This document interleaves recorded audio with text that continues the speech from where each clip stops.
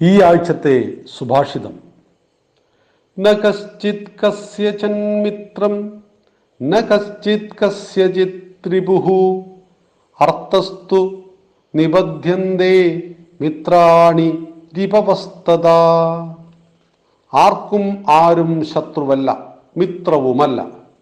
നമ്മുടെ സ്വഭാവ സവിശേഷതകളും സമീപനങ്ങളുമാണ് ശത്രുവിനെയും മിത്രത്തെയും സൃഷ്ടിക്കുന്നത്. ശത്രുത്വവും മിത്രത്വവും ഉണ്ടാകുന്നത് ധനവിഷയത്തിലാണെന്നൊരു വ്യാഖ്യാനവും പണ്ഡിതന്മാരാൽ പറയപ്പെടുന്നു. പ്രിയ മക്കളെ, വളരെ പ്രധാനപ്പെട്ട ഒരു സുഭാഷിതമാണ്.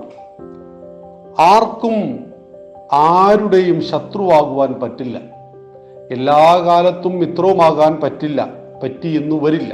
എന്നാൽ ശത്രുവിനെ ഉണ്ടാക്കുന്നതും മിത്രത്തെ ഉണ്ടാക്കുന്നതും നമ്മൾ തന്നെയാണ്.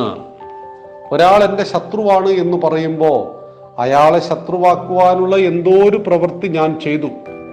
ഒരാൾ എൻ്റെ മിത്രമാണ് എന്ന് പറയുമ്പോൾ അയാളെ മിത്രമാക്കുവാനുള്ള എന്തെങ്കിലും നാം ചെയ്തു. ആയിരക്കണക്കിന് മിത്രങ്ങൾ നമുക്കുണ്ടാവണം. മിത്രങ്ങൾ നമുക്കൊരിക്കലും ബാധ്യതയല്ല. എന്നാൽ ഒരു ശത്രു എപ്പോഴും നമുക്ക് ഭാരമാണ്. നമുക്ക് നേരെ ഒരു ശത്രു ഉണ്ട് എന്ന് തോന്നിയാൽ നമുക്കൊരിക്കലും സ്വൈരമുണ്ടാവില്ല. അതുകൊണ്ട് ശത്രുവിനെ സൃഷ്ടിക്കരുത്. എങ്ങനെ? നമ്മുടെ പ്രവൃത്തി കൊണ്ട്. അല്ലാതെ ഇപ്പം നമ്മുടെ സൈനികന്മാരെ ഭീകരന്മാർ ശത്രുവായി കാണുന്നു. അത് ഏതെങ്കിലും ഒരു വ്യക്തിയായ സൈനികനെയല്ല, മൊത്തം സൈന്യത്തെ. അതിലൊന്നും ചെയ്യുവാനില്ല. അത് ധീരത കൊണ്ട് നേരിടേണ്ടതാണ്. നമ്മുടെ സൈന്യം അത് ചെയ്തുകൊണ്ടേയിരിക്കുന്നുണ്ട്.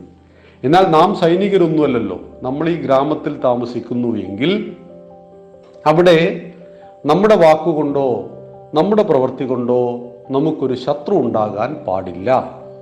അങ്ങനെ ഉണ്ടായാൽ ആ ശത്രു നമുക്ക് ബാധ്യതയാവും. ഇതുപോലെ തന്നെ സാമ്പത്തിക കാര്യങ്ങൾ ഒരുപാട് ശത്രുക്കളെ ഉണ്ടാക്കും. ഒരുപാട് അനുഭവങ്ങൾ പലരുടെയും ജീവിതത്തിലുണ്ട്. അതുകൊണ്ട് സാമ്പത്തിക കാര്യങ്ങൾ വളരെ ജാഗ്രതയോടുകൂടി കൈകാര്യം ചെയ്യണമെന്ന് നമ്മുടെ ആചാര്യന്മാർ ഈ സുഭാഷിതത്തിലൂടെ നമ്മെ ഉപദേശിക്കുന്നു. എല്ലാവർക്കും നന്ദി, നമസ്കാരം.